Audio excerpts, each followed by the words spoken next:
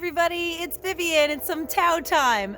This morning I had the opportunity to explain to somebody the difference between tight and taut and anterior and posterior pelvic tilt, so I thought it'd be a great opportunity to just jump online and recreate what I told them.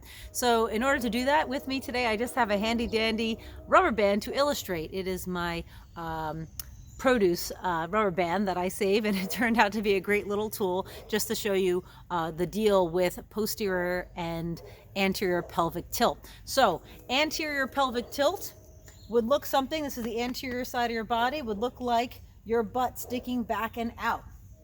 So posterior pelvic tilt is your hips tucked in and under.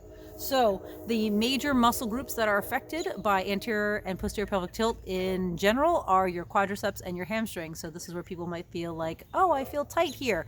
Also deeper is the iliopsoas connected to both the front and the back of the body. So really quick, just to illustrate anterior pelvic tilt. If this is your pelvis from the side, this square, these points, top and bottom points, anterior, if my butt is back, that means the front of the pelvis here, the muscles in the front, the quadriceps, my fingers that are moving right now, are tight.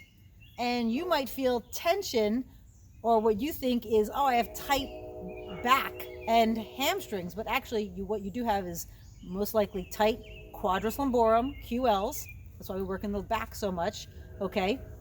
And the front, the quads are very tight. So what actually needs to happen is then you're going to feel some probably tension in your hamstrings. As you can see, this is elongated in the back when the butt is back out, and that means that the hamstrings are actually taut. You can play them like a rubber band.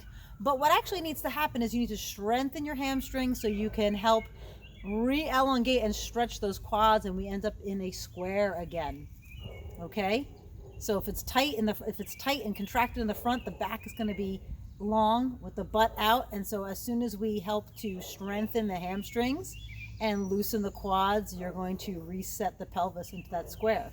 Same thing is true for the posterior pelvic tilt. Posterior, hips tucked under. I'll go the other direction so you can see that's two different things that I'm addressing. Okay, so we have, again, the posterior pelvic tilt when the hips are tucked under, belly button in, is going to be posterior this way. Now it's shortened on the back side and the front side is long.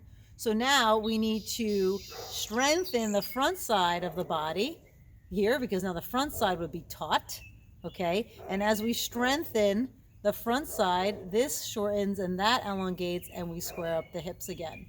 So just a quick little brief diagram using a rubber band, and people do also say, oh, I feel this way in other parts of my body as well, the shoulders, the neck, because it's just that imbalance of the muscles and which side is tight, which side needs strengthening, which side needs stretching. So hopefully that little illustration was something simple and easy for you to understand posterior and anterior pelvic tilt, tight versus taut. Hope you're having a great day out there, and thanks so much for your support, and we look forward to seeing you soon.